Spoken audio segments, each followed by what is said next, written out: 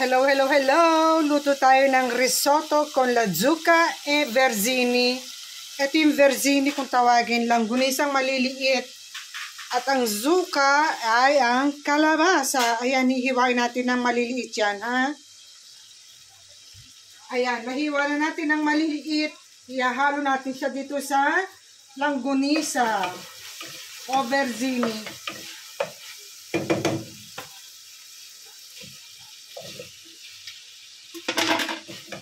Konting halo-halo.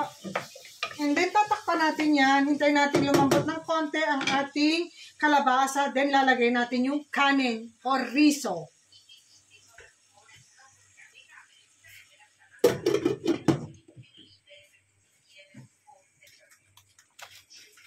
Ito ang gagamitin nating riso italiano.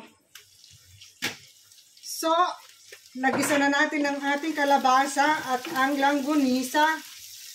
Then, lalagyan natin ng riso. Mga 4 na ganito lang ha. 1, 2, 3, 4. Yan lang ang measurement para sa 2 katao. Then, halo-halo lang natin. Kung gusto mo naman na marami, nasa sayo, dagdagan mo. And then, lagyan natin ng tubig. Tubig galing sa lababo. 3 baso. Okay. Nalagyan ko na siya ng asin at saka ng paminta. Isisum to taste nyo na lang kung anong gusto nyo, kung maalat, maanghang. And then, takpan ulit natin siya.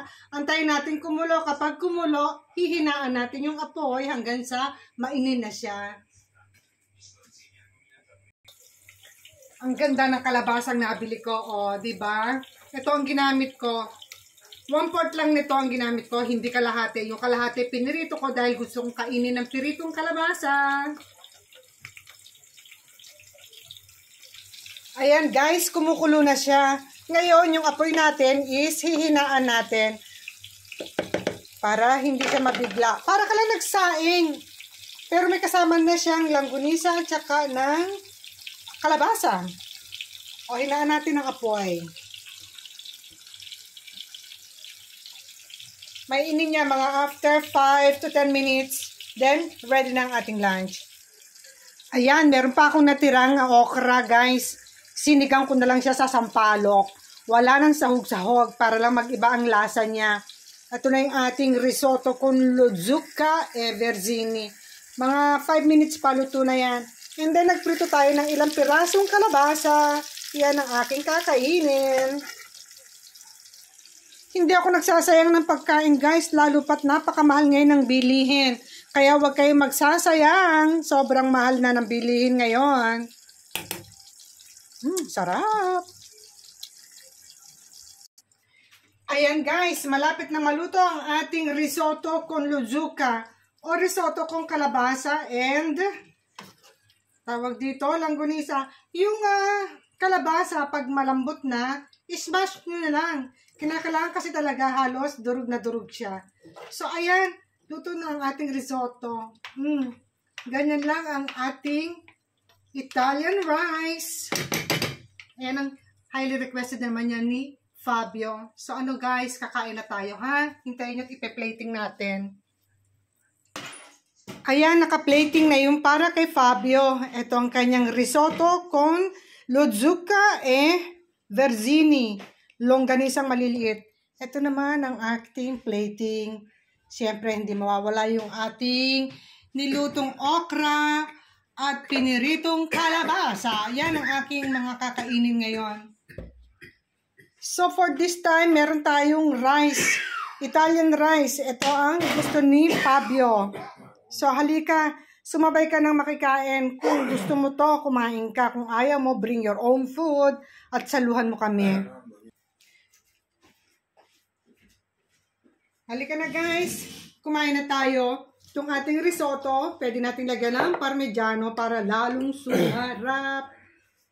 Ito rin ang magpapaalat sa kanya. So I hope guys, nagustuhan niyo ang ating lunch for today. Risotto con kalabasa and langgonisa. Risotto con luzuka e versini. Okay? Medyo mainit siya. Harap. Maganda ipakain to sa mga baby. Harap. Tikman ko nga itong ating mainit pa.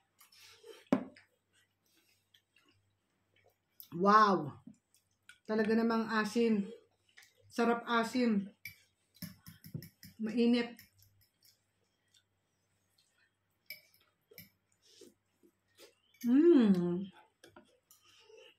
Harap.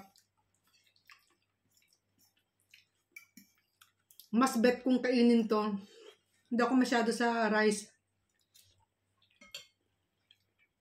Halika, kumain ka na. Sana nagustuhan mo ating lunch, ha? Kung ayaw mo, bring your own food. Hindi masama.